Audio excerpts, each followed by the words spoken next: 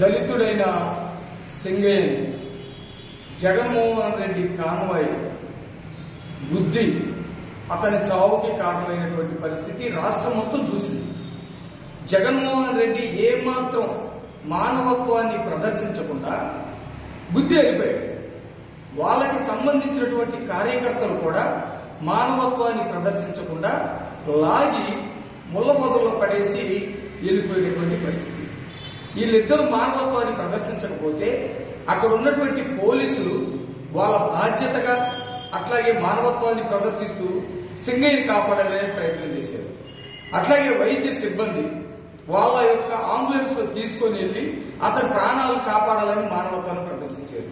ఈ రెండే కాకుండా తెలుగుదేశం పార్టీకి సంబంధించినటువంటి వాళ్ళు కూడా ఆయన పార్టీతోటి మనకు అనవసరం, అతను చిన్న కార్యకర్త, మా ఊరికి సంబంధించినటువంటి వ్యక్తి అని చెప్పేసి కల్లూరి శ్రీనివాస్ అని అతను వెళ్లి సింగయ్య భార్యను పరామర్శించి కొంత డబ్బులు ఇచ్చి ఇంకా ఏదైనా అవసరం అయితే నన్ను అడుగమ్మని చెప్పాడు.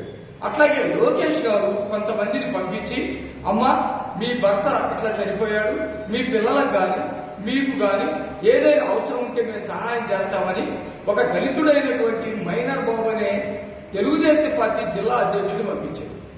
ఒక పక్కన మానవత్వాన్ని మరిచినటువంటి జగన్మోహన్ రెడ్డి కనపడతా ఉన్నాడు, ఒక పక్కన మానవత్వాన్ని ప్రదర్శించినటువంటి తెలుగుదేశం పార్టీ పోలీసులు వైద్య శాఖకు సంబంధించినటువంటి వాళ్ళు కనపడుతున్నారు. ఇంత జరుగుతున్నా కూడా ఒక్కసారి జగన్మోహన్ రెడ్డి మాట్లాడకపోగా 15 రోజుల తర్వాత ఈ కేసు తన మెడకు చుట్టుకుంటుందనే సంగతి తెలిసి ఎక్కడ అరెస్ట్ చేస్తారేమోనని భయపడి అతను ఒక కొత్త ఎత్తుగడేసేటువంటి పరిస్థితి కనపడతా ఉంది. ఎవరైనా సొంత కార్యకర్త గాని ప్రజలు గాని ఎవరైనా సరే చనిపోతే ఇంటికెళ్లి పరామర్శించడం అనేది కనీస నైతిక ధర్మం, కనీసం వాళ్ళకి ఇచ్చేటువంటి గౌరవం.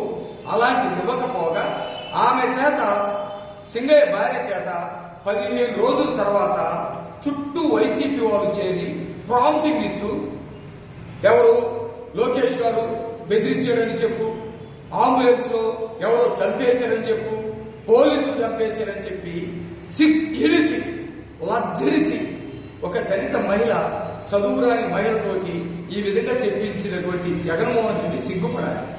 ఈ విషయంలో ముఖ్యమంత్రి చంద్రబాబు నాయుడు గారు వేదనకి గురై జగన్మోహన్ రెడ్డి ఇట్లాంటి లుచ్చ రాజకీయాలు చేస్తా ఉన్నాడని ఆవేదన చెంది ఒక దళితుడైనటువంటి సింగయ్యని గుద్దుకొని వెళ్లిపోవడమే కాకుండా కుక్కలకి లాగినట్టు లాగి పక్కన పడేసారు అని అంటే విచిత్రంగా దళితుల్ని కుక్కలు అన్నారని చెప్పేసి ప్రచారం చేస్తారు. దాంట్లో చంద్రబాబు నాయుడు గారు దళితులను ఎక్కడ తిట్టారా?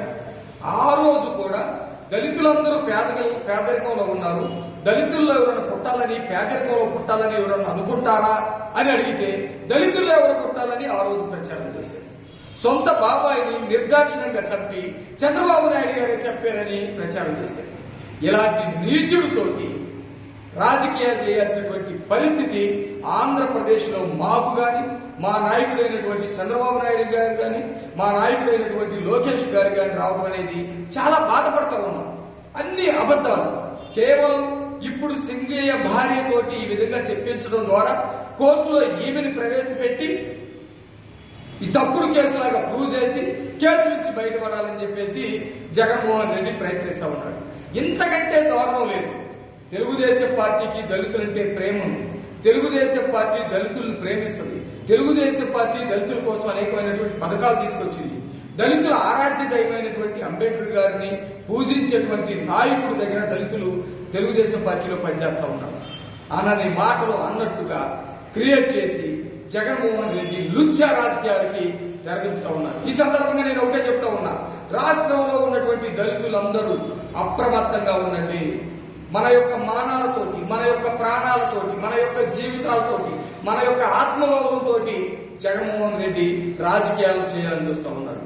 జగన్మోహన్ రెడ్డి గాలి కూడా మన ఇంటి ఛాయలకి రాకుండా కల్లేప చల్లి ఎవరు కూడా వైసీపీని దగ్గరికి రాని కూడా చేయాలని చెప్పేసి అందరికీ తెలియజేస్తా ఉన్నారు. కాబట్టి జగన్మోహన్ రెడ్డి దళితుల జీవితాలతోటి చేయాలనుకునేటువంటి రాజకీయాన్ని తిప్పికొట్టాలనే సందర్భంగా నేను మిమ్మల్ని అందరికీ కోరుకుంటా ఉన్నాను.